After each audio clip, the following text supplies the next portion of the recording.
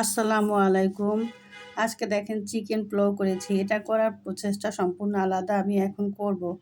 এটা চুলাতে একটা প্যান বসিয়ে তাতে আমি মুরগির মাংস দিলাম ১ চামচ লবণ।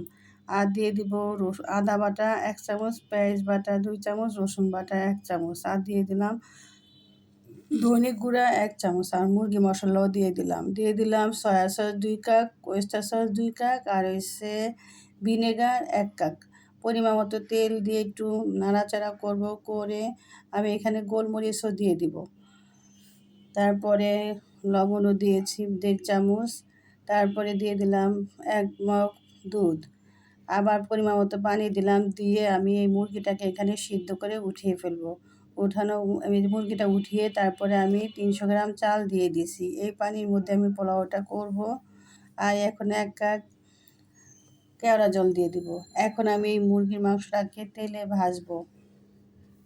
যেহেতু আমার মাংসটা সিদ্ধ হয়ে গেছে, উপর দিয়ে একটু লাল লাল করে আমি উঠিয়ে ফেলবো। এই যে দেখেন আমার মাংসটা কালারটা বেশ সুন্দর আসছে। এখন আমি এটা পোলাওতে দিয়ে দিব।